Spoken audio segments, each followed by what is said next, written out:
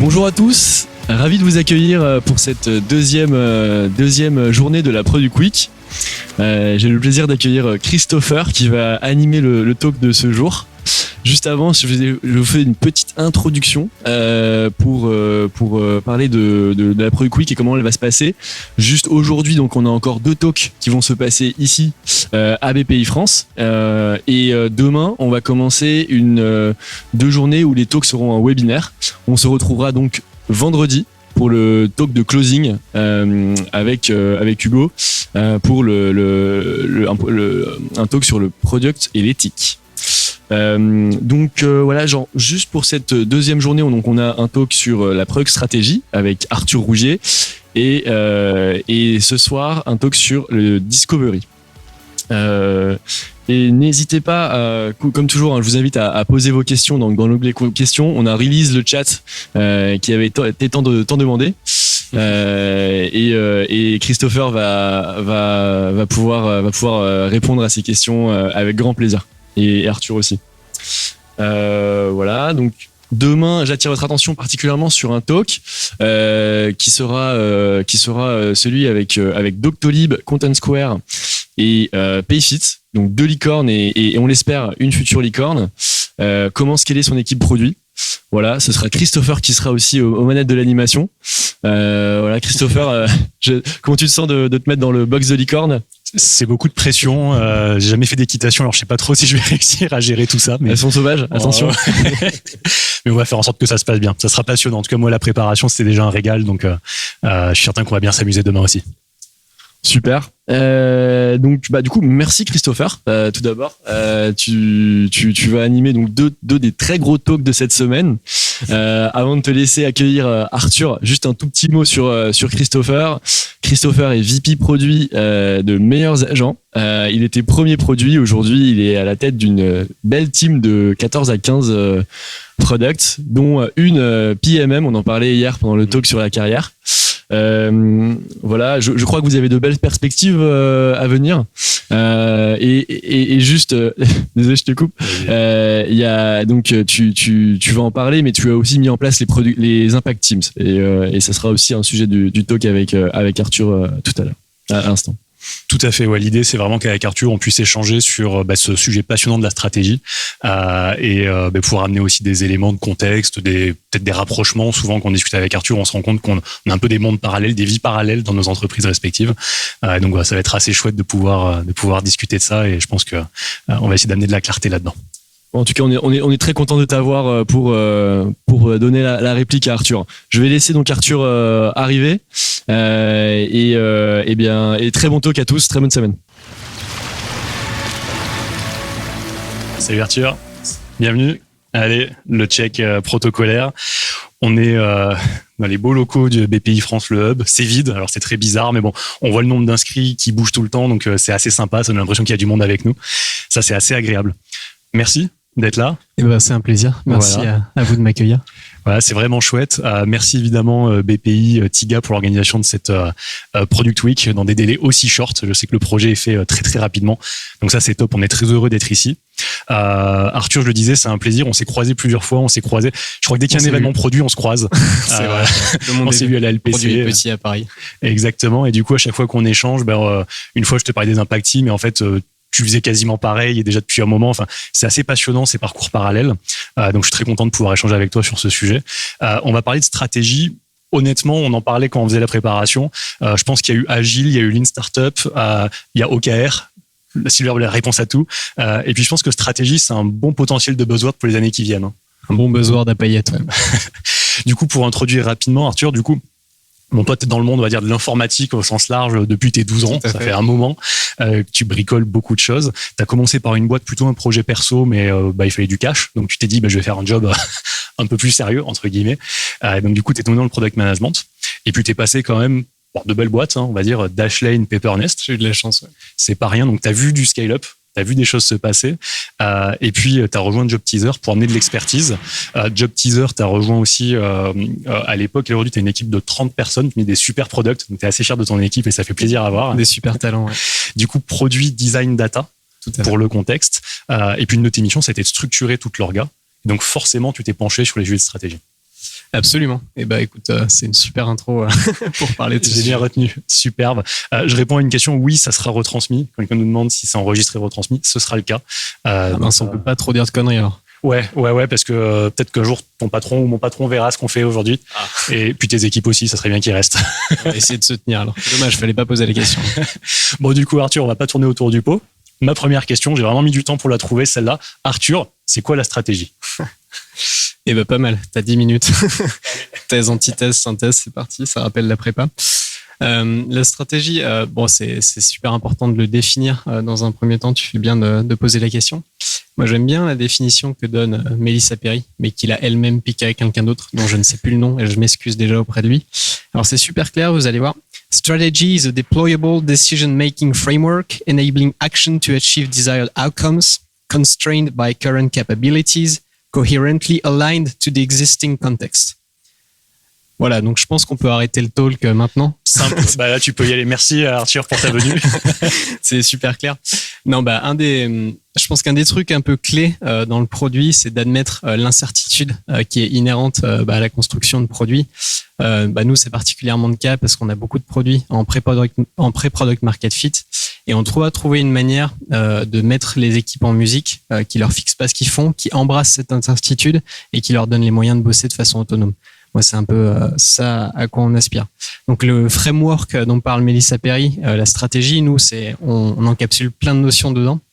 Donc, on va peut-être en parler aujourd'hui, mais il y a la mission, le métier, la vision produit, les OKR éventuellement. Après, on peut descendre encore plus bas et on va sûrement le faire dans les arbres d'opportunités et compagnie. Absolument. Mais voilà, c'est un ensemble. On peut appeler ça un framework pour ceux qui sont tech-friendly, pour qu'une boîte permette de bien bosser. Je pense que c'est très différent selon la taille de la boîte qu'on a. Donc, prenez pas ce qu'on dit aujourd'hui pour des silver bullets, pour des trucs qui marchent à chaque fois. À mon avis, c'est hyper différent. Si tu as une boîte qui est early stage et que vous êtes 10, vous avez peut-être pas besoin de faire de la métaphysique. À l'inverse, si on est 300, ça commence à devenir plus complexe. Donc, faut bien se poser des questions de pourquoi on veut faire de la stratégie avant d'en faire.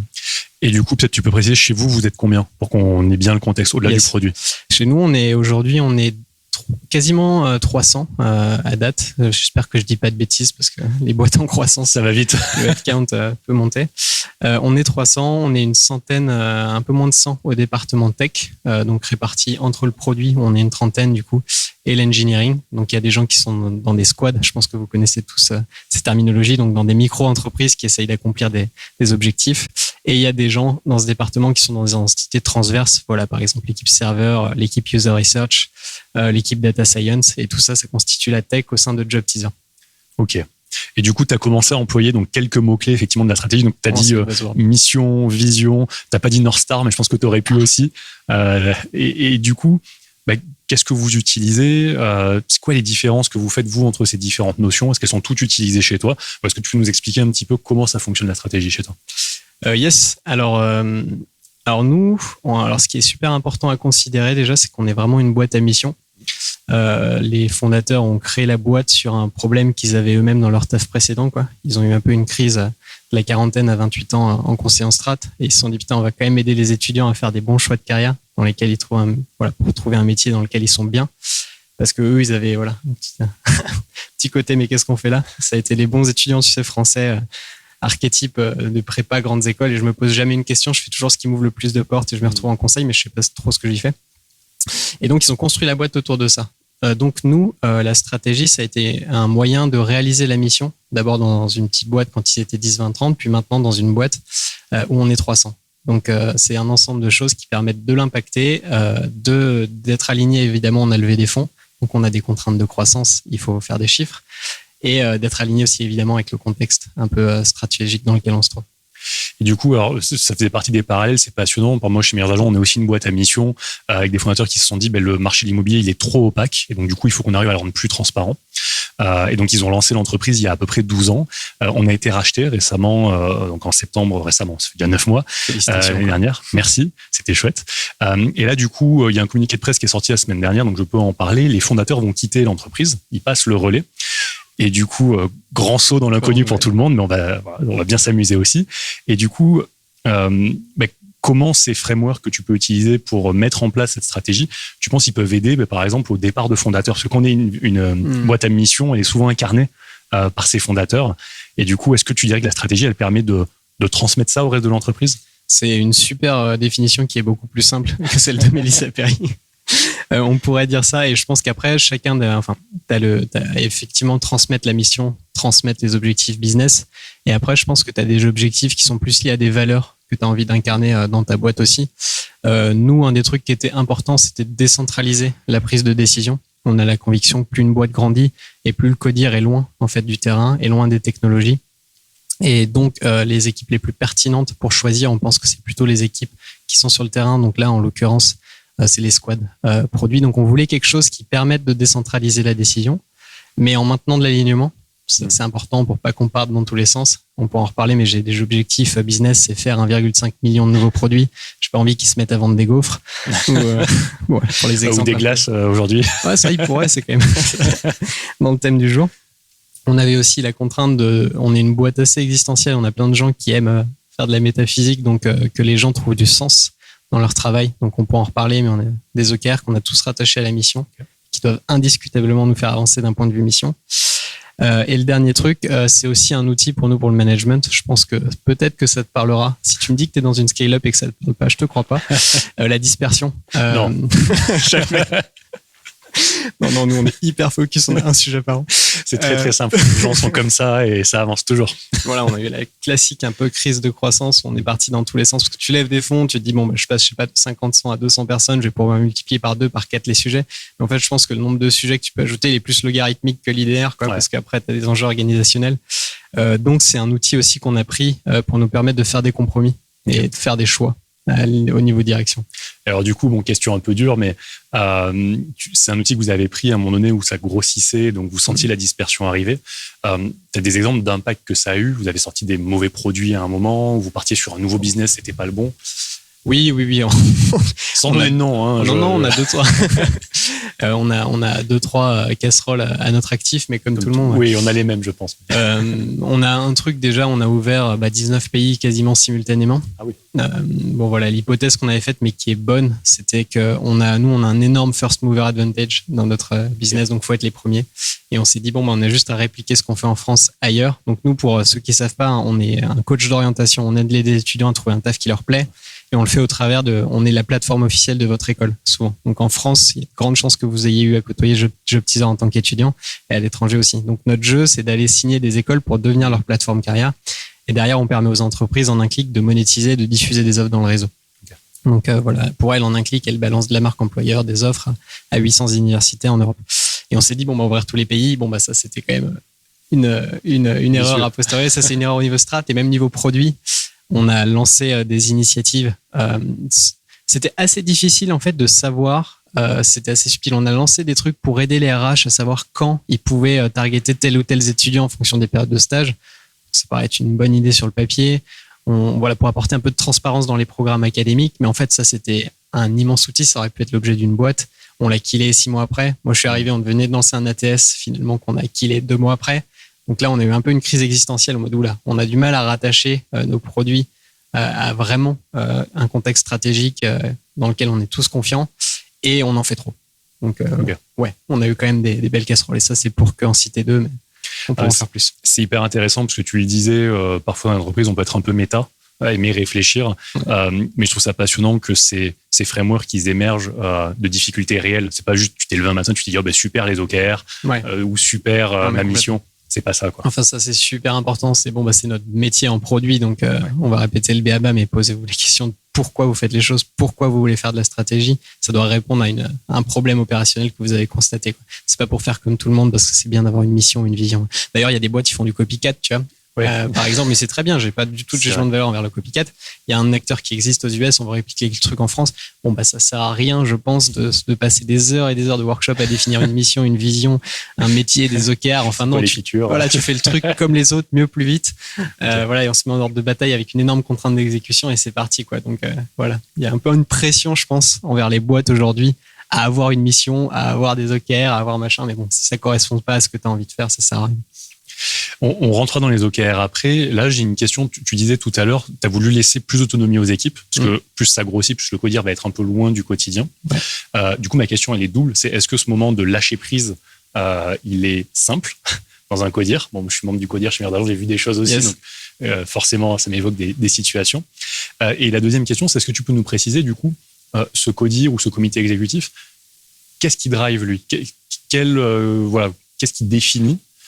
Sous quel format? Est-ce que c'est sur des choses pluriannuelles, tous les ans? C'est une super question. Ça nous permet de commencer tout en haut de la stack. Exactement. Et après, on va descendre. Yes. Alors, nous, déjà, est-ce que ça a été dur? C'était la première question, de décentraliser la prise de décision. Donc, concrètement, ça veut dire quoi? Ça veut dire qu'on est comme toi, je pense, aujourd'hui. Ce qui définit une équipe produit, c'est une métrique qu'elle doit accomplir. C'est par exemple faire du nouveau CA, c'est par exemple augmenter le nombre de candidatures sur des offres d'emploi, enfin, on en a plein. Et c'est tout. Et après, elle s'engage à livrer d'autres métriques, mais elle s'engage jamais sur des fonctionnalités, sur une liste de roadmap, en mode diagramme de Gantt. Mais ça veut dire, du coup, que le CEO qui se gratte la tête et qui a une idée brillante sous la douche, il n'a aucune assurance que ce soit pris et exécuté par les équipes. Donc, c'est un peu un gros changement de paradigme, mais j'ai eu beaucoup de chance dans la boîte dans laquelle j'étais. Ça sonnait un peu tarte à la crème, mais ils ont tout de suite beaucoup aimé le concept de s'engager sur... Je pense qu'on avait, en fait, pour donner du contexte, on a fait 2 ans d'usine à features avant que j'arrive. On avait des cycles un peu à la Basecamp, pour ceux qui connaissent, où on sortait des features, on a sorti des trucs, mais en 2 ans, mais j'ai jamais vu ça. Quand je suis arrivé, j'ai vu la liste des features, ça pouvait être des boîtes entières des fois qu'on sortait avec une équipe tech de 35 ou 40 à l'époque.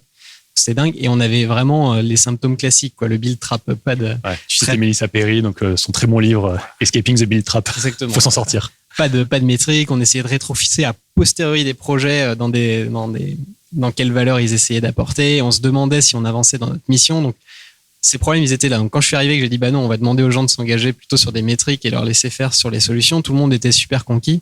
D'autant qu'on a des hackathons chaque année qui duraient 1 semaine à l'époque. Et quand on voyait l'engagement de l'équipe et l'entrain avec lesquels ils prenaient des sujets business, parce que c'était même que d'habitude, sauf qu'on leur disait faites ce que vous voulez pendant 1 semaine, on s'est dit il y a vraiment un truc à faire. Il y a un potentiel à libérer. Donc je suis arrivé en terreau, moi, hyper fertile, il n'y avait pas de souci.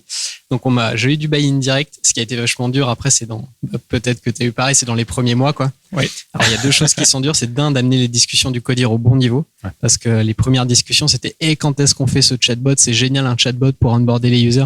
Alors, au codir, on doit plus avoir des discussions comme ça. Ça, tu dois l'avoir avec les squads. Limite, fais du lobbying auprès du PM si tu veux du truc. Ouais. Mais au codir, on doit définir quels objectifs business on veut atteindre et par les métriques. Ça, c'était vraiment le premier truc. Et puis après, c'était de donner assez d'interface aussi entre les parties prenantes du métier en interne et du codir et les équipes produits pour que, au moins, c'était un peu... On a mis en place un process et on pourra en parler pour qu'on se sente à l'aise si les équipes soient complètement autonomes. Okay. Donc, en gros, c'est faire des interviews internes, faire un débat. Et à partir du moment où on fait ça, on les laisse choisir. Mais il faut que les fondateurs aient été impliqués, etc. Okay. Par contre, les gens peuvent prendre la décision qu'ils veulent et même s'ils font quelque chose que le fondateur ne veut pas, c'est pas grave. On les encourage à le faire. C'est hyper intéressant parce que oui, quand on a mis en place ces méthodes, on avait aussi un terreau fertile chez Merdagent, mais ça a été long. Ça a été long et nous, pour le coup, on a vraiment raté ce process que tu évoques. Un peu le concept de démocrature, c'est-à-dire tout le monde s'exprime comme dans une démocratie, mais à la fin, c'est ton PM qui est dictateur et qui dit non, mais c'est moi qui choisis. Et ce concept-là, on l'a complètement raté. En fait, on a juste fait une dictature, nous, au début. Forcément, ça n'a pas marché. Il n'y a pas eu le buy-in qu'on espérait, donc c'est hyper intéressant ce que tu évoques. Quelqu'un me demande si tu peux préciser comment est constitué ton comité de direction. Ouais, tout à fait. Alors, au comité de direction, on a le CTO, donc le CPO, j'y réside pour représenter le produit. On a les 2 cofondateurs qui sont le CEO et un directeur général, on va dire. Il a le titre de CEO, Nicolas, mais CEO, c'est un peu le fourre-tout, donc c'est plus un DG, qui est fourre-tout aussi. On a la CMO, Chief Marketing Officer. On a 2 entités commerciales chez nous, certaines qui signent des entreprises et d'autres des écoles. Okay. Donc, on a les 2 responsables de ces départements, donc CSO et VP Schools. Et on a aussi, petite particularité de Job Teaser, parce qu'on veut faire de l'orientation de manière scientifique, on a le directeur de la recherche et de l'innovation. D'accord. On veut vraiment être crédible scientifiquement dans notre domaine qui siège au codir. J'espère que j'ai oublié personne. Mais voilà. Ça donne déjà une bonne idée, en tout cas, de quel type d'interlocuteur tout à fait. On parle.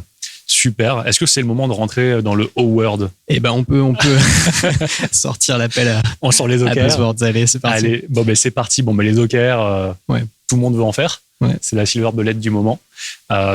Tu vois ça comment, toi, quand on parle stratégie, c'est égal à des OKR?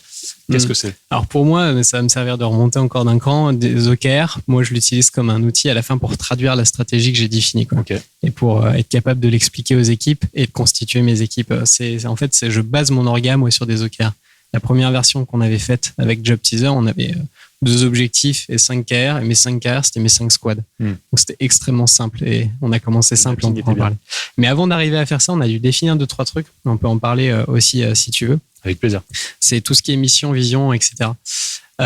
Déjà, pour arriver, enfin, moi, je suis arrivé, on m'a dit, il faut que tu définisses une vision produit. Parce que si on parle de décentralisation, de laisser le pouvoir aux équipes pour développer ce qu'elles veulent, mais ça marche que si on leur donne énormément de contexte pour qu'on reste cohérent. Un des inconvénients, mais d'ailleurs du modèle Spotify et des autres modèles, c'est pas avoir de cohérence systémique, c'est d'avoir des équipes qui sont trop des électrons libres et qui développent dans leur coin. Donc, tu veux t'assurer quand même qu'on bâtisse tous un projet commun, quoi. Ouais. Donc, moi, ça s'est traduit par vas-y, arrive, fais-nous une vision produit. Comment tu accomplis la mission? Et j'ai eu un peu du mal à le faire et ça a demandé pas mal ça peut peut-être vous servir d'atelier avec le Codir. Pour arriver à définir une vision produit, il faut 2 choses. Il faut déjà que ta mission soit claire. Et nous, on a mis un truc entre la mission et la vision, c'est ce qu'on appelle le métier de la boîte. La mission, bon, je pense que vous connaissez. Alors, les gens ont des définitions différentes. Nous, c'est ta raison d'être, c'est pourquoi la boîte, elle existe. Donc voilà, nous, on veut aider la nouvelle génération à s'épanouir, grosso modo, via son travail. Le métier, alors ça, c'était hyper dur à définir quel métier on fait, comment on veut incarner cette proposition. Ça, c'est bien, par exemple, si tu veux expliquer à ta mère ou à un oncle qui n'est pas dans la texte que tu fais, vaut mieux parler métier. Et on s'est dit, on est un coach, du coup, d'orientation pour les étudiants. On va t'aider à faire tes bons choix de carrière, à te connaître, etc. Et après seulement, tu as ta vision produit. C'est l'élément concret, donc l'outil, les personnes, peu importe, qui vont réaliser cette mission. Et ce métier. Et nous, là, pour donner un exemple, on veut devenir le plus grand service carrière du monde. Donc ça, c'est concret. C'est pour les 20 millions d'étudiants en Europe, ils pourront se connecter à la plateforme, mais ce sera personnalisé au cas par cas, selon qui tu es. Parce que je pense qu'on est tous différents aujourd'hui dans cette conf, et faire de l'orientation, c'est quelque chose de très personnel. Donc voilà, déjà, il a fallu définir la mission correctement. On venait de faire un rebranding, donc c'était le bon moment. Ils l'avaient posé, ils avaient passé des mois dessus. Il y avait le métier, ça nous a demandé beaucoup de temps de se dire, on a un coach en orientation. Et c'est beaucoup plus clair maintenant quand je l'explique à ma mère. On fait du coaching en orientation pour les jeunes. Comment? À travers ma vision produit, le plus grand service carrière du monde. Et voilà. Et la vision produit, c'est hyper important parce que même si après on laisse aux gens l'opportunité de bosser à droite à gauche, ils ont vraiment quelque chose auquel se rattacher, un produit. Qu'est-ce qu'on doit devenir dans 5 ans? Donc ça, on a essayé de faire quelque chose d'ambitieux. Si on fait un truc qui est réalisable en 2 ans, souvent, c'est que ça manque de challenge. Il faut un leap of faith. Je sais pas comment traduire ça. On va faire des anglicismes aujourd'hui. Excuse par avance. Voilà, il faut que ce soit concret, que ça traduise la mission de la boîte et il faut que ce soit simple à communiquer, que tout le monde le retienne. Une fois qu'on a eu ça, ça c'est un peu tout le haut de la stack. Il y a encore une étape avant les OKR qu'on s'est dit, c'est un truc à 5 ans. Comment d'y arriver? Alors, je vais prendre des métaphores. La vision produit, j'appelle ça le trésor. Il nous faut une carte au trésor. Et là, c'est ce qu'on appelle chez nous la stratégie produit. Je ne vais pas rentrer trop dans les détails, mais c'est une succession, nous, de product market fit pour arriver à atteindre le trésor. Donc, c'est la carte au trésor. Okay. On a aussi défini des principes produits. Donc, ça, j'appelle ça la Bible. C'est les règles que utilisent les gens pour prendre des décisions plus facilement. Par exemple, eBay, quand ils ont lancé leur plateforme, ils avaient cette règle. On doit toujours Ils avaient des conflits d'intérêts sur les features. Est-ce qu'on avantage plutôt les acheteurs ou les vendeurs? C'est de plateforme. Cette plateforme classique, et ils ont mis une règle dans la boîte. En cas de conflit d'intérêt entre les acheteurs et les vendeurs sur la plateforme eBay, je priorise toujours les acheteurs parce que sans les acheteurs, les vendeurs n'ont pas de raison d'être. Donc, on a défini des principes produits comme ça qui sont notre Bible. Donc voilà, on avait trésor, carte au trésor et la Bible. Et là, on s'est dit, voilà, comment notre première étape de la stratégie, de ma carte au trésor, on l'accomplit. Et là, on a fait des OKR pour essayer de traduire ça. Ok. C'est très, très clair. Merci de nous donner des exemples concrets parce que souvent, on parle de mission, etc. Beaucoup d'entreprises ne veulent pas ouvrir les portes de cette cuisine-là. Ouais. Donc ça, c'est super de voir ces différentes étapes. Et n'hésitez pas, si vous avez des questions, on les prend au fur et à mesure. Donc vraiment, n'hésitez pas s'il y a des choses qui vous questionnent. Quelqu'un m'a demandé, peut-être que ça pourra aider aussi à donner un peu de compréhension. On a parlé beaucoup d'autonomie. Ouais, quelqu'un te demande qui est dans tes squads. Tu as dit c'est le modèle classique, mais peut-être que tu peux reciter juste les profils. Je peux tout à fait préciser. Alors, dans une squad, c'est une équipe pluridisciplinaire. Donc, il y a un product manager qui est responsable de définir le pourquoi on fait les choses, de comment on va répondre un petit peu à son KR. Il y a un product designer. Alors, on n'a pas forcément le luxe d'en avoir un par squad. On a environ 3/4 ou un demi par squad. On a 5 product designers pour cette squad aujourd'hui. On a des développeurs et on a quand même un 3e rôle qui est important au sein des devs, c'est un lead dev. Nous, on n'a pas vraiment de Scrum Master. Je suis pas un immense fan du Scrum. Pour en parler. J'en ai pas non plus. Donc, je crois qu'on sera d'accord. Il faudra quelqu'un pour nous contredire le jour où on en parle. Mais c'est une petite équipe comme ça et du coup, ils sont libres de réaliser les choses. Et j'ai aussi, mais un peu comme toi chez Meilleures Agences, on n'en a pas parlé, mais encore une similarité, j'ai des associated product managers. Donc parfois, il y a plus d'un PM par squad. Super. Parce que quand on bosse en impact team, t'en sais quelque chose, la partie discovery est importante. Donc, le product manager, c'est pas du luxe. Alors du coup, on pose plusieurs questions. On me demande si product designer, c'est comme un UX. Ah, alors c'est un UX, mais qui sait faire de la UI. En fait, c'est quand tu veux pas choisir. Ouais, c'est ça. Ouais, c'est quelqu'un qui est capable de faire de l'interface, qui va pas avoir besoin d'une ressource additionnelle pour produire des pixels. L'autre question qu'on me pose qui est un peu liée, c'est est-ce que tu as un Chief Customer Officer ou est-ce que c'est plutôt porté par la fonction produit et du coup c'est product designer? Chief Customer Officer dans le sens un petit peu être la voix des... Je pense de voix des clients, de ce que je comprends. Alors, on a plusieurs entités dans la boîte qui font ça. On en a 3. On a le support, évidemment, qui reprend toutes les demandes entrantes. Donc, côté entreprise, côté école et côté étudiant dans les différentes entités. J'ai des products. Alors, on est une grosse orga. Donc, on a 3 personnes. Donc, ça vous paraît un peu gros, mais ça vous donne toute la maille. J'ai des Product Operations Managers qui font le lien entre les différents départements. Et après, j'ai de la User Research en interne. Donc, j'ai un Lead User Research dans la boîte qui est responsable en transverse des squads de me définir des personas psychologiques des segments qu'on adresse, par exemple. Super. Je te propose, si ça te va, qu'on zoome sur les OKR encore. Yes, encore plus. Et notamment, peut-être que tu peux donner un exemple d'OKR, nous dire tous les combien tu les suis, qui les suit. Voilà. Ces questions un peu pratico-pratiques, quoi, maintenant qu'on a parlé de avec plaisir. Donc, nous, au niveau Codir, on définit tous les ans des OKR d'entreprise qui représentent ce qu'on veut accomplir dans l'année d'un point de vue boîte. Alors, on a une contrainte, c'est qu'on essaye de tous les relier à la mission. Donc, moi, mes objectifs, par exemple, ma mission, c'est de t'aider en tant que jeune étudiant à trouver le métier dans lequel tu vas te sentir bien. Mon objectif, dans sa formulation, il doit nécessairement te faire avancer dans la mission. Donc, je mets jamais un truc comme on va, par exemple, craquer l'Angleterre, quoi. Okay. Parce que ça, c'est business, c'est très bien, mais en quoi ça m'aide dans ma mission? Donc, ça fait des millions, quoi.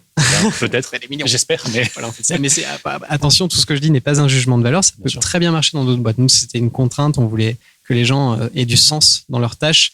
Dans les OKR, tu as un mécanisme de rattachement après à différents OKR. Donc, on veut que même, je caricature, le développeur de l'infra qui est coincé dans la matrice, il puisse relier ses tâches à un OKR lié à la mission. Et ça, c'était important pour nous. Donc, par exemple, nous, on voit l'orientation en 3 étapes, et ça a été un peu nos OKR la première année. C'était d'apprendre à se connaître. Tu peux pas trouver un job qui te plaît si tu te connais mal, personnellement. Et il y a beaucoup de gens qui tardent dans la vie avant d'avoir une image précise d'eux-mêmes. D'ailleurs, c'est une quête perpétuelle. Ouais, je crois qu'on n'a jamais fini. C'est le premier truc. Le deuxième truc, c'est connaître le marché. Bon, tu te connais toi, faut connaître ce qu'il y a autour. Et la fin, c'est j'ai mon job de rêve, l'obtenir. C'est pour qu'on t'aide. Donc, par exemple, si je prends une partie me connaître moi-même, j'avais un KR qui était très simple, qui constituait une squad. C'était, on a listé tous les data points qu'on pense utiles d'un point de vue orientation, et leur but, c'était de les doubler. Donc, par étudiant, je veux passer de 30% de connaissances de lui à 60%. Donc ça, c'était un KR. Un autre, nous, notre business model, il est dans la partie obtenir le job que tu kiffes, que tu rêves. Et là, j'avais un truc très simple, c'était de trouver 1,5 million de nouveaux revenus. On a plein de produits existants, mais on voulait avoir des relais de croissance. Donc, un PM était responsable de trouver des produits qui allaient nous faire 1,5 million. Lui, c'était sur un semestre. C'était un joli défi. Et ce qui est cool, tu vois, quand on fait ça, c'est que de faire 1,5 million, c'est dénué de sens, mais quand on le rattache à une étape de l'orientation, ça contextualise le pourquoi. Et ça aide toute la boîte à savoir pourquoi on veut ce 1,5 million, quoi. C'est pour obtenir le job de rêve, parce que je me suis connu, j'ai connu mon marché. Même pour les sales, c'est très bien, parce que ça oriente. C'est une de nos contraintes. Voilà, j'en ai 2, mais je peux en donner plein. On en avait 5 en gros, comme ça. Super. Et ça, du coup, tu disais, c'est défini à l'année. Ça, c'est défini annuellement avec le Codir, tout à fait. Et toi, tu as peut-être un suivi avec tes équipes plus régulier, j'imagine. Tu t'attends pas 1 an pour voir le crash test à la fin de l'année. Tout à fait. Alors, je pense que ça se ressemble beaucoup à ce qu'on fait. Alors ça, c'est vraiment les OKR de boîte. Et après, les squads. Alors, on va faire très simple. Moi, j'ai commencé les OKR. J'ai vu des usines à gaz dans des boîtes se développer où ils ont tout de suite décidé de mettre 5 couches. Genre le Codir, la couche VP, machin, où on traduisait à chaque fois. Jusqu'à l'individu, développeur ou product manager de la boîte. Super important, on voulait pas se servir des OKR comme un outil de mesure de performance, surtout individuel. Ça peut être très bien dans certaines boîtes, mais nous, c'était pas ça. J'ai cité mes objectifs avant. Du coup, le mécanisme de déclinaison très basse m'intéressait pas trop. Je suis resté hyper simple. On a fait des OKR de boîte et j'ai mis une squad par carrière. C'était super simple, donc ça nous a permis d'aller vite. Et après, toutes les squads passées trimestriellement, elles ont ce qu'on appelle, on va pouvoir revenir, un walk in the park. Ouais. C'est un espèce de petit board où elles doivent justifier un peu de ce qu'elles font au niveau produit et pourquoi, entre guillemets, elles pensent atteindre leur KR. Et moi, en plus de tous les trimestres, tous les 6 semaines, je les voyais avec un comité un petit peu plus resserré pour être sûr qu'elles soient bien, qu'elles ne partent pas dans tous les sens. On est passé d'un truc delivery à un truc très décentralisé, donc il y a eu des ratés, il y a des équipes qui se sont perdues et rien de pire. Au début, il y a beaucoup d'attachement quand tu commences en mode bon, on n'a plus de roadmap, mais c'est en fait beaucoup plus difficile à porter pour le PM qui se rate, qui fait des trucs qui n'apportent pas d'outcome sur son KR, et t'as toute la squad qui peut se désengager, quoi. Donc on a mis des instances un petit peu intermédiaires tous les trimestres où on peut un peu les remettre sur le droit chemin. Donc on définit les OKR annuellement avec le CODIR. Tous les trimestres, on a les squads qui s'engagent sur des OKR à l'échelle d'un trimestre, et parfois on se rend compte que les KR ont été mal définis. Okay. Ça arrive, aussi. Comme dans la mesure où on peut pas savoir quelle feature il va falloir faire, parfois c'est pareil avec la métrique, on sait pas quelle métrique est la bonne, donc on se réserve le doigt tous les trimestres, on se voit avec le CODIR pour voir s'il faut réviser ou non les OKR annuels. Donc on a une séance qui est menée par les Head of Product et moi, avec le CODIR on se dit est-ce que c'est les bons ou pas, et là on peut réviser ces trucs-là. Le bon côté que t'aies pas mis la performance de tes collaborateurs sur les OKR, c'est que t'as pas une révolution dans tes locaux, il y a pas le feu à chaque fois que tu les changes. Bon, on parle pas, c'est l'enfer. Hein. Ce truc, pour les boîtes qui le font, ça doit être vachement dur. Mais en fait, bon, je vais quand même poser une opinion là-dessus. Allez, c'est parti. Je pense que c'est super dangereux parce que dans la même mesure que tu connais pas quel est le succès d'un produit, tu connais pas quelles features ils vont faire, tu sais pas forcément quand tu descends très bas, ça nécessite d'avoir des métriques de plus en plus précises et tu sais pas quelle métrique il faut prendre. Tu vois, c'est un peu faux de savoir exactement qu'est-ce que tu vas vouloir mesurer pour caractériser le succès à un échelon très bas. Donc, suffit que tu aies mal défini ta métrique parce que, je sais pas, elle peut être difficile à mesurer. Il suffit que ce soit pas la bonne pour apporter de la valeur. Et en fait, tu vas poser de la rigidité là-dessus si tu mets tes évals annuels parce que tu vas pas vouloir les changer. Et au final, tu vas te retrouver avec le même problème que quand tu faisais de la delivery en mode waterfall. Ouais, tu as une roadmap de métriques et plus une roadmap de features. Voilà, exactement, qui est inamovible. Il faut rester flexible. Donc, nous, le mot d'ordre, c'est les KR annuels, on essaie de les garder quand même stables parce que sinon les équipes, c'est le bazar. Mais après, entre elles, ça change extrêmement régulièrement. Et je voulais me garder cette flexibilité parce que sinon, je pense qu'on aurait tous eu des grosses migraines et des conversations difficiles. C'est assez marrant, tu parlais de l'échéance de 6 semaines.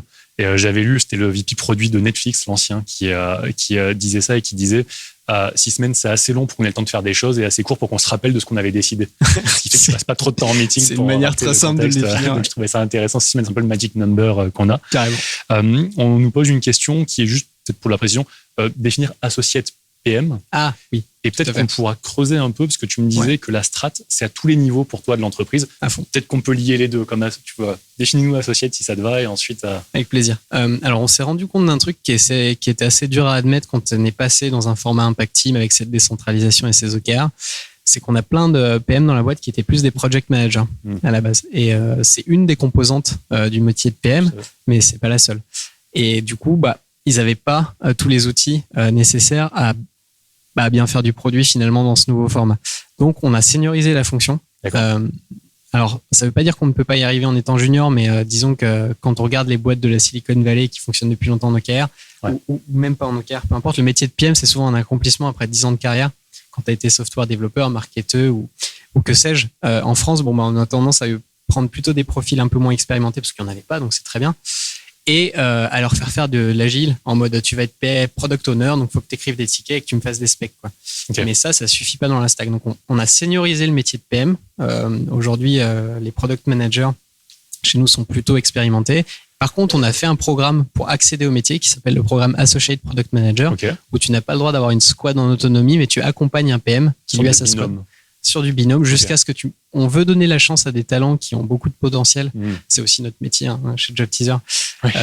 Donc voilà, on a fait une grille de compétences un peu claire et ils doivent cocher plein de compétences pour arriver on a une petite liste junior 1, junior 2, expérimenté 1, expérimenté 2, senior 1, senior 2, principal. Et à partir du moment où tu es expérimenté 1, tu n'es plus associé de product manager, tu es product manager. Tu peux avoir ta squad en autonomie et voler de tes propres ailes. Très très clair et c'est intéressant. Moi, on utilise chez nous un framework qui s'appelle le Core Framework pour communication, organisation, recherche, exécution, qui traduit parfaitement ce que tu dis. Effectivement, la composante chef de projet, qui est parfois presque vue un peu comme si c'était pas vraiment ce qu'on avait envie de faire quand on était PM, mais elle fait quand même partie du job. C'est intéressant. Et donc du coup, ce que tu me disais quand on préparait ce talk, c'est que à tous les niveaux, il y a de la strat. Et ça m'intéresse parce que quand on se dit associate, un peu je débarque. C'est quoi la strat que je peux faire à mon niveau dans ton entreprise? Ouais, non, ça c'est super important, tu as raison de poser la question et je pense que s'il y a des PM parmi vous dans l'audience qui sont là, qui viennent d'arriver dans une boîte et qui se disent mince, j'ai pas un impact sur la strat, c'est le CODIR qui choisit ou quoi, En fait, on peut avoir de la stratégie à tous les niveaux. J'aime bien prendre l'image de la fractale pour la stratégie. C'est que tu peux la voir de très loin, quoi, en mode que dire. Tu peux zoomer sur une tribe, t'as de la stratégie aussi. Tu peux zoomer sur une squad, t'as de la stratégie aussi. Et peut-être qu'un échelon encore plus fin, t'en as. Mais si je reprends, on va descendre notre stack. On la descend. Si je reprends par exemple mon équipe qui devait doubler notre connaissance de l'étudiant, donc avoir 2 fois plus de data points utiles pour l'orientation. On leur donne ça. Ils ont ma vision produit en guise de mire, ils ont des principes, mais après, ils ont quand même un large choix parmi les opportunités qu'ils veulent suivre pour répondre, pour impacter cette métrique, quoi. Et ça, grosso modo, c'est quand même hyper structurant pour la boîte. Des fois, ça peut être encore plus structurant que ce que je définis moi au CODIR, quoi, parce que il y en a, ils sont partis sur un outil de chasse. Pour ceux qui étaient sur la partie faire 1,5 million de nouveaux produits, ils sont partis sur un outil de chasse, un peu de paradigme inversé, où il y a des étudiants qui sont des profils pénuriques, les techs, etc. Eux, ils postulent plus à des offres. Donc, c'est les boîtes qui postulent à eux. Okay. Tu vois, par exemple. Et ils ont monté un outil de chasse comme ça. Et on sait que quand on démarre un outil comme ça, c'est un truc qu'on s'engage pour 2 ou 3 ou 4 ans, quoi. Ouais.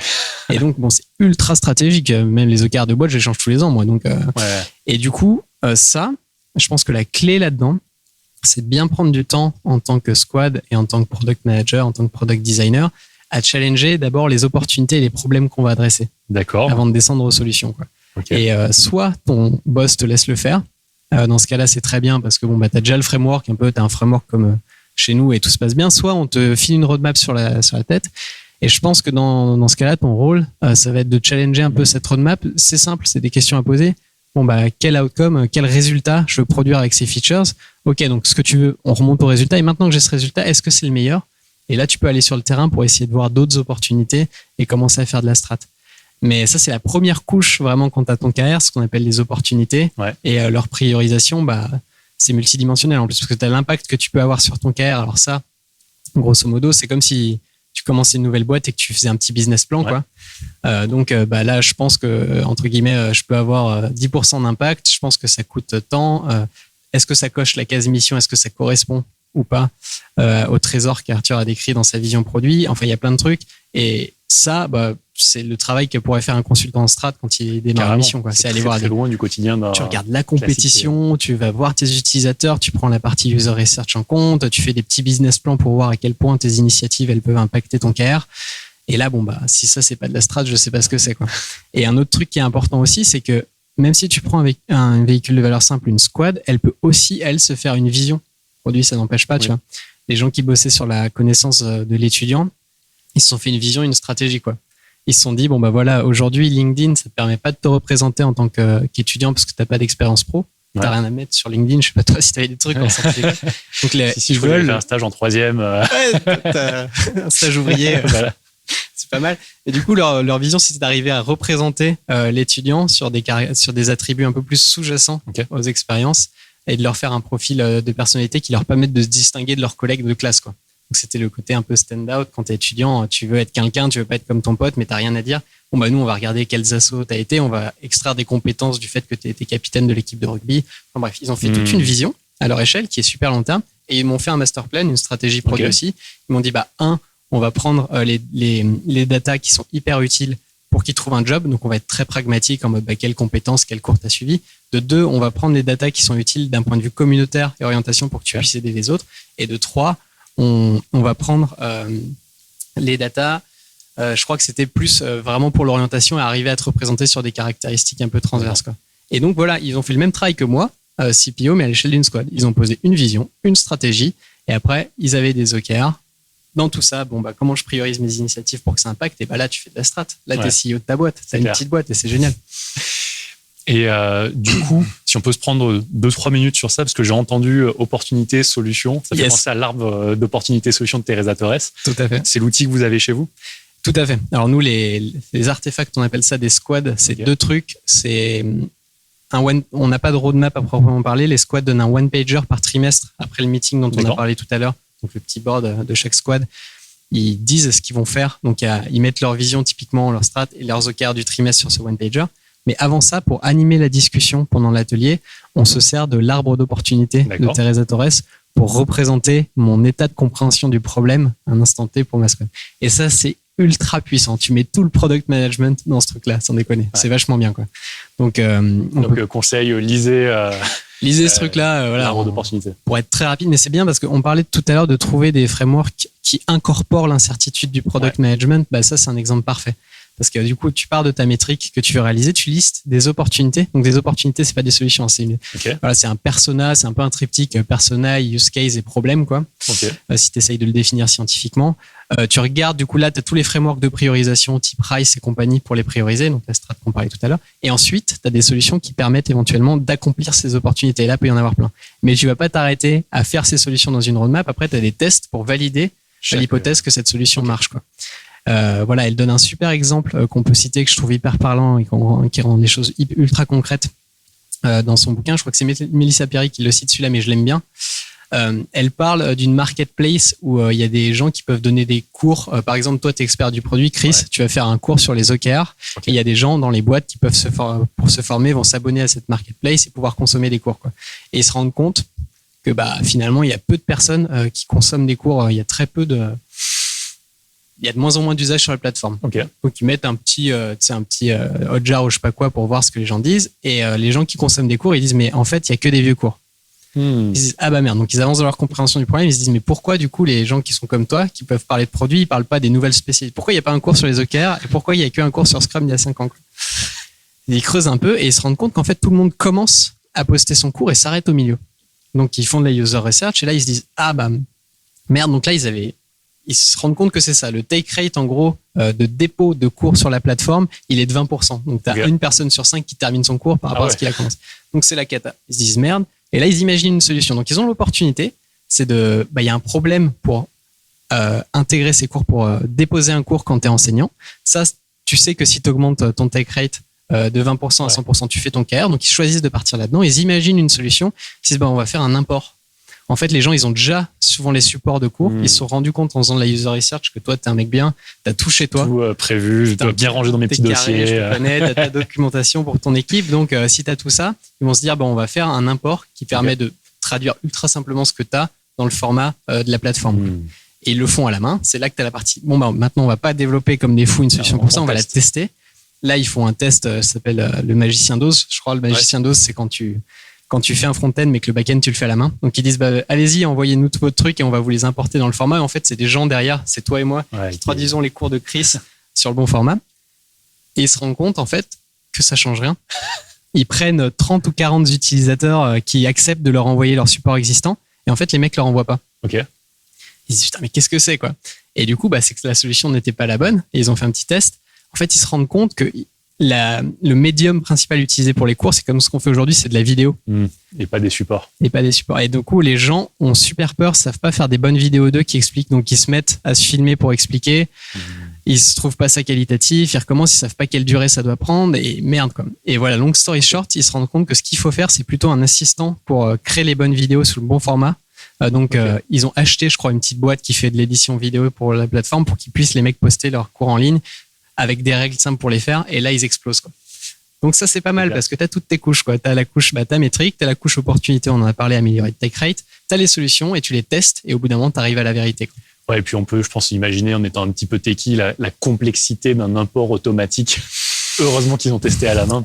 Qu'ils ont testé à la main. Là, ils se sont rendus compte on de aurait ça. tous été tristes de développer ça. Mais du coup, ça, c'est super parce que quand tu arrives avec tes PM, tu parles de toutes tes opportunités, les solutions que tu penses et les tests que tu es en train de faire. Et là, tu représentes ta connaissance d'un problème, mais de manière holistique en incorporant l'incertitude. Et probablement, dans ce que tu racontes, c'est aussi cette méthode, ce framework qui doit être aussi rassurant pour ce comité de direction qui a lâché à un moment donné prise. En fait, vous partez pas la fleur au fusil. Vous partez pas, oh tiens, j'ai vu une idée, avant c'était le codir qui disait ça, maintenant c'est moi PM qui fait ça. Mais plutôt, ils ont vraiment pensé à l'exhaustivité des solutions, voire même s'il y a une discussion qui émerge, on va les rajouter. Exactement. Par contre, ils vont tester, donc tu as un vrai process, quoi. Exactement, là tu me glisses l'astuce que je donne à les PM. Si vous parlez avec Adrien, le CEO, la veille et qui vous donne une opportunité ou une solution, mettez-le dans votre arbre d'opportunité. Hop, tu le cales quelque part et limite tu montres que c'est pas une bonne idée, mais le fait d'intégrer ça dans le paysage, c'est super important, quoi. Et ça les rassure vachement aussi qu'on parle d'abord d'opportunités, de problèmes avant de parler de solutions, quoi. Parce que les débats d'opinion autour de telle ou telle feature, si tu connais, c'est la galère. Super. Donc ça rassure beaucoup. Génial. Il va nous rester une dizaine de minutes. Du coup, je te propose qu'on prenne quelques questions. Avec plaisir. Merci beaucoup pour toutes les explications que tu nous as données. J'ai une dernière question pour toi. C'est est-ce qu'il y a quelque chose dont tu aurais voulu parler? Je t'en ai pas fait parler et tu as envie de nous le dire avant ça? Ou sinon, on attaque les questions. Une chose dont j'aurais voulu parler, dont on n'a pas parlé. Écoute, on est allé assez loin. On a bien balayé. On a fait vraiment toutes les étapes. Si je rappelle, on a fait vraiment. Tu as fait mission, vision, OKR. Donc les OKR, c'est un outil. Ouais. C'est pas la stratégie. Ça, c'est un truc qui est important. Les arbres d'opportunité. Tout à fait. Qui permettent d'éviter, si je comprends bien aussi, un peu la feuille blanche chez TPM qui avant faisait pas forcément ça. Tout à fait. Ça associe aussi un nouveau framework de carrière. Tout à fait. À un moment donné, tu as changé la carrière, tu as formé les gens chez toi pour qu'ils progressent et tu as créé des binômes. Exactement. Et puis jusqu'à la strat qui est exécutée par l'équipe. Voilà. Ouais, ces meetings trimestriels pour les OKR et toutes les 6 semaines avec toi et tes head of product et tes équipes. Eh ben, t'as tout résumé. C'est bien, vous connaissez Job Teaser. C'est Job Teaser. Ce qui se passe au produit. Super. Bon, mais il n'y a plus qu'à copier. Non. Vous pouvez, mais il n'y a plus qu'à adapter. Dans la question, tu en as parlé en disant un vieux cours Scrum d'il y a 5 ans. Alors, c'est rigolo parce qu'une des questions qui est les plus votées, c'est pourquoi vous n'aimez pas le Scrum. Je pense que la question s'adresse à tous les deux. Tu veux commencer à répondre? J'essaie de répondre. J'ai beaucoup parlé, donc vas-y, commence. Non, mais en fait, moi, c'est pas que j'aime pas Scrum. Je trouve que Scrum, c'est une super méthode. Notamment, c'est un framework très cadré qui permet un peu d'apprendre l'agilité. Si on fait Scrum, on suit le guide, on va se mettre dans ce moule-là d'agilité. Je pense que ce dont on parle, c'est plutôt le Scrum Master, le rôle de Scrum Master dans l'entreprise. À titre personnel, après quelques années aussi de conseils en product management et en agilité, quand j'étais chez Octo Technologies, je l'ai toujours vu comme un rôle un peu éphémère. C'est-à-dire qu'il vient, il aide à la mise en place quand les équipes ne savent pas faire, mais finalement, quand son job est bien fait, il y a un moment donné où il peut partir et l'équipe est responsabilisée. Je ne sais pas si c'est à ça que tu penses aussi. Alors, moi, il y avait le rôle de Scrum Master aussi qui me posait un peu... alors, je suis peut-être un peu plus... comment dire, j'ai une opinion un peu plus forte sur... Moins édulcorée. Moins édulcorée, c'est que... dans la boîte, en interne, on préfère avoir des lead dev que des Scrum Masters. D'accord. Parce qu'on pense que agencer le travail d'une équipe tech... en fait, le Scrum Master, son but... Enfin, tu as quelqu'un qui own le pourquoi on fait les choses. Ça, c'est le product manager, la roadmap, les métriques, etc. Et le comment, la delivery, il faut qu'il y ait quelqu'un d'autre, quoi. Okay. Et souvent, on te présente le Scrum Master comme quelqu'un qui va aider à la delivery de l'équipe en appliquant des process, en étant sûr que les gens communiquent bien, en protégeant l'équipe, etc. Mais il y a un moment, pour débloquer des situations concrètes, je trouve qu'il faut souvent de la connaissance technique, quoi, pour gouverner ton équipe. Et je préfère avoir quelqu'un qui a une forte compétence là-dedans pour le faire. Donc, nous, c'est des lead devs qui incarnent ce rôle-là. Et j'ai vu rarement, alors là, je suis peut-être un peu polémiste, hein, mais j'ai rarement vu des équipes Scrum où ça marchait bien avec un Scrum Master qui avait purement une fonction de Scrum Master pour lequel c'était un métier, quoi, qui n'était pas un G à la base, qui n'était pas produit ou quoi que ce soit. Donc j'aime bien que la personne ait les compétences un peu techniques pour débloquer les choses et aider les trucs. Et après, moi, le Scrum, je suis pas fan du Scrum pour 2 raisons. La première, c'est que c'est beaucoup trop populaire et que du coup, ça devient un peu le truc que les gens veulent faire sans réfléchir. C'est les OKR, quoi. Ouais, c'est les OKR. Enfin, on pense qu'on va passer en Scrum et que du coup, on va devenir agile et les gens se mettent... En fait, là, on parle beaucoup d'outils aujourd'hui, mais il y a un truc que j'essaye de combattre chez Job Teaser et même plus généralement, c'est la religion envers les outils, quoi. Et Scrum, ça, pour moi, c'est un peu la figure de proue de la religion envers les outils. Les outils, c'est bien, mais ça doit accomplir quelque chose. Et le Scrum, j'ai beaucoup trop vu l'effet dans ma carrière dans le produit, de voir que parce qu'on a fait un bon sprint planning, parce qu'on a bien groomé les tickets, parce qu'on a, entre guillemets, les rôles qui sont bien attitrés, on a réussi, quoi. Ouais. Mais non, en fait, le chemin, il reste énorme. Ouais. Il reste...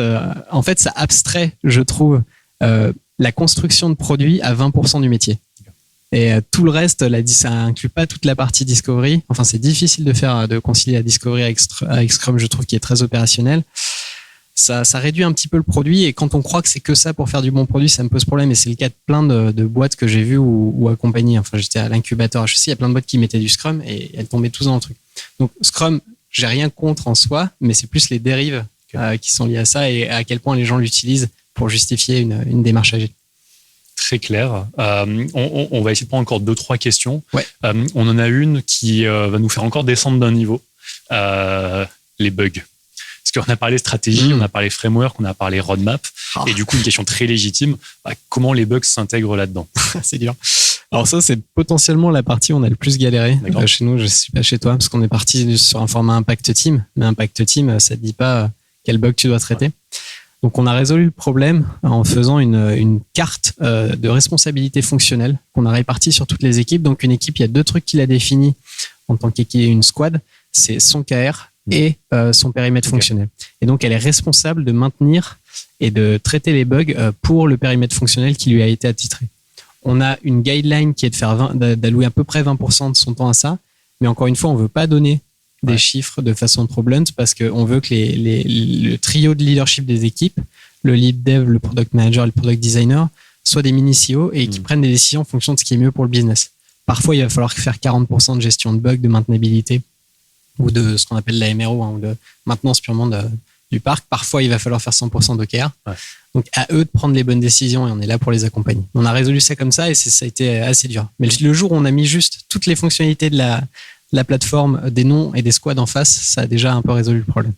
C'est intéressant parce qu'on a à peu près pareil, mais comme on est plus petit, je pense qu'on est encore au mode d'avant, c'est-à-dire que nous, on n'a pas cette carte parce qu'avec 4 impact teams, elle serait trop grosse par impact team. Immense, ouais. Et donc, on a réglé ça avec des protecteurs. En fait, on a 2 personnes par période de 2 semaines qui sont en charge de traiter les bugs entrants et de lever une alerte en disant tiens, lui, vraiment, je crois qu'il pue.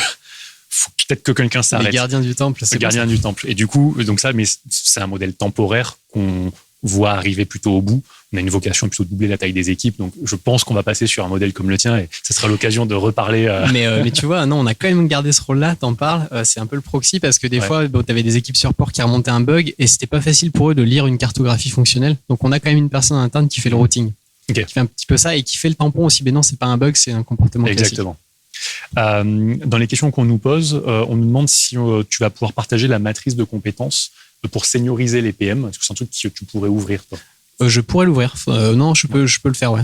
Vous allez voir, c'est un beau framework, quoi. Ouais. Mais je peux l'ouvrir avec plaisir. Ça ressemble un peu avec ce que Tiga avait fait on l'avait fait un petit peu avant que sorte le truc, mais c'est un peu le même principe où c'est pas ta carrière en produit n'est pas linéaire parce qu'il y a des boîtes où tu dois d'abord valider l'opération avant de faire de la stratégie, etc. Vous voyez que je suis attaché à ce que même les APM fassent de la strat. Donc c'est un truc qui incorpore, si tu es excellent en strat, tu peux avancer sur cette ligne, gagner des points et monter dans ta carrière sans nécessairement valider, je sais pas, la QA, quoi. Super. Donc, on pourra évidemment le partager. Super. Nous, on pense aussi, chez Meilleurs Agents, l'ouvrir prochainement. Mais nous, on n'a pas on a une vision de senioriser, mais on n'a pas la séparation aussi claire, associate, pas associate. Donc, je pense que ce sera intéressant aussi d'avoir ça. Une autre question qu'on te pose, c'est une question vraiment très orientée sur ton rôle de CPO. Ouais. C'est quoi le pourcentage de temps que tu passes, on va dire, sur tes fonctions codir et le pourcentage de temps que tu passes plutôt avec tes équipes et puis le temps que tu passes à l'extérieur? Alors, je pense que les gens te voient aujourd'hui ici. Ils disent, est-ce que tu représentes beaucoup l'entreprise comme ça? C'est une excellente question et ça varie beaucoup d'un semestre à l'autre. Bah ouais. Là, par exemple, on a pris le Covid, comme tout le monde, sur la tête. Donc, nous, on est dans le recrutement. Donc, les boîtes ont un peu moins recruté. Ça a été dur. Donc là, typiquement, ce semestre, j'ai dû passer 70% de mon temps avec le codir pour voir comment on allait ajuster la stratégie de la boîte par rapport au booking qui change. En règle générale, j'aime bien faire un tiers. Alors, l'extérieur, ça compte quasiment pas. On va dire que je fais 30%, 30% et 10% d'extérieur. Mais j'aime bien passer un tiers du temps avec mes équipes. C'est super important quand on a peut-être que tu te joindras à moi là-dessus, quand on a décentralisé la prise de décision, de faire du coaching sur la méthodo. Et tu peux pas avoir ce qu'ils font de mal si t'es pas avec eux sur le terrain. Donc on essaye, mais c'est dur. Et on aimerait bien le faire plus, d'être avec eux quand ils font leurs apps d'opportunité, d'être avec eux dans ces instances-là et de les coacher. Ça, j'aimerais bien que ce soit 30% de mon temps. Aujourd'hui, c'est un peu moins, honnêtement. Ouais, je pense qu'on partage le même rêve. Surtout avec le parcours que tu as eu aussi, où tu as été PM. Ouais. Et donc tu as des compétences dedans. C'est pas comme si tu étais un CPO purement managérial. Ouais. Et donc, du coup, moi, j'ai la même frustration que toi. Et c'est vrai que j'arrive au stade où je cherche des relais maintenant. En fait, c'est plutôt dans les équipes. Tout à fait, ouais. Où tu délègues cette fonction de coach à d'autres personnes, peut-être tes head-off. Voilà, on a des head-off, mais ils ont pas mal de boulot aussi. J'ai réfléchi à avoir un chapter product, à un moment transverse qui forme les gens à la méthodo. Aujourd'hui, notre solution, c'est de l'incarner par le product design qui doit faire respecter la méthode produit, mais c'est dur. J'aimerais bien faire ça. Après, on a 30% codir, très clairement. Donc, on se voit tous les matins, tous les lundis matins, on se voit quasiment une demi-journée. On a un débat codir par semaine sur lequel on invite des gens qui sont pertinents sur les sujets. On se voit, je pense, au moins un jour par semaine tous ensemble avec le codir plus les tâches de production de strat. Et après, j'ai 30% sur lesquels j'essaye de passer du temps avec les équipes terrain. Donc, par exemple, on a des pays qui sont ouverts. On a un bureau en Allemagne. Je vais régulièrement les voir. On avait des gens en Angleterre, je vais régulièrement les voir aussi. Okay. J'essaye de répartir mon temps comme ça. Mais c'est très variable d'un semestre à l'autre. Et du coup, je pense qu'il ne nous reste plus énormément de temps. Alors peut-être une des dernières questions que je vais te poser, mais qui est une belle question d'ouverture. Il y a des gens, ils ont dû aimer, ils ont envie d'aller plus loin et ils nous disent Arthur, c'est quoi les bouquins? Alors, ils disent livres. N'hésite pas si tu as d'autres ressources, évidemment. C'est quoi les ressources pour aller un cran plus loin? Tu as cité Mélissa Perry, donc je rappelle, on a cité Teresa Torres, l'art d'opportunité. Est-ce qu'il y a d'autres éléments, toi, que tu souhaites Alors, au risque d'être assez classique, nous, notre bible du produit, c'est Inspired de Marty Kagan. Okay. J'en ai tiré, on en parlait tout à l'heure, j'en ai tiré des tonnes de trucs. Il y a le Build Trap qui marche très bien aussi de Mélissa Perry, qui est un petit peu plus axé, une autre façon de voir les choses, mais qui est très concordant. Je suis un immense fan. Alors, pour moi, les PM doivent être un peu comme des fondateurs d'entreprise, des early stage founders, je trouve. Et donc, je les incite tous à lire le livre de Ben Horowitz, The Hard Things About Hard Things, qui est super. Il a une définition de ce que doit être un bon PM, good PM, bad PM, qui est ultra tranchante et qui est encore pertinente aujourd'hui et qui aide à repositionner le métier sur, selon moi, ce qui devrait être en impact team, quoi. Ça, c'est une super ressource aussi. Et il y a un dernier bouquin que j'adore, que je conseille surtout aux user research, aux autres de faire lire, c'est celui sur les biais cognitifs. Okay. Alors là, on s'éloigne un peu des sujets très concrets dont on a parlé aujourd'hui, mais j'en parle quand même. C'est pour montrer à quel point, des fois, on pense agir de façon rationnelle, mais on ne l'est pas.